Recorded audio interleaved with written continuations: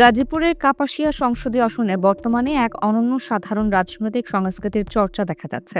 স্থানীয় সংসদ সদস্য ও জামাত নেতা মোহাম্মদ সালাউদ্দিন আইয়ুবীর জনকল্যাণমূলক কর্মকাণ্ড কেবল প্রশাসনিক দায়িত্বের মধ্যে সীমাবদ্ধ নেই, বরং তা সাধারণ মানুষের হৃদয়ে স্থান করে নিয়েছে। তার সাদাসিধে জীবনযাপন এবং আর্তমানবতার সেবায় নিজেকে বিলিয়ে দেওয়ার ধরনটি অনেককে ইসলামের গৌরবোজ্জ্বল খোলাফায়ে রাশেদিনের শাসনামলের কথা মনে করিয়ে দিচ্ছে। ওমর রাদিয়াল্লাহু তাআলা আনহু দিনে রাতে গাধায় চড়ে বের হতেন।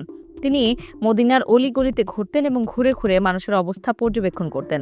একইভাবে পায়ে হেঁটে মানুষের বাড়িতে বাড়িতে ঘোরেন সালাউদ্দিন আইয়ুবী। ক্ষমতার মোহে অন্ধ না হয়ে সালাউদ্দিন আইয়ুবী বেছে নিয়েছেন জনঘনিষ্ঠ পথ। কখনো তাকে দেখা যায় সাধারণ বাইসাইকেলে চড়ে দুর্গম গ্রামের অলিগলি ঘুরে বেড়াতে, আবার কখনো দেখা যায় অভাবী মানুষের ত্রাণের বোঝা নিজ কাঁধে বহন করতে। সম্প্রতি এক বৃদ্ধকে সাইকেল চালাতে গিয়ে হাঁপিয়ে উঠতে দেখে তিনি নিজের গাড়ি ছেড়ে বৃদ্ধের সাইকেলটি চালিয়ে গন্তব্যে পৌঁছে দেন এবং বৃদ্ধকে নিজের গাড়িতে তুলে নেন। এমন মানবিক দৃশ্য আধুনিক রাজনীতিতে বিরল। তার এই জনবান্ধব আচরণের আরেকটি উজ্জ্বল দৃষ্টান্ত দেখা যায় বারিশাব ইউনিয়নে।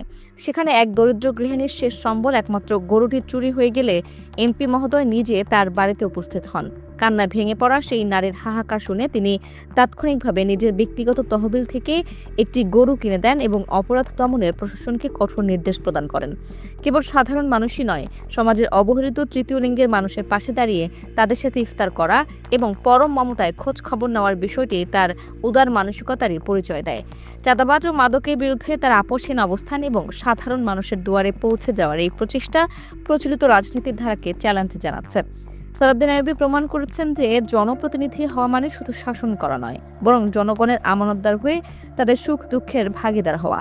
কাপাসিয়া মাটিতে তার এই নিঃস্বার্থ পথ চলা তাকে সাধারণ একজন এমপি থেকে সত্যিকারের জননেতা হিসেবে প্রতিষ্ঠিত করছে।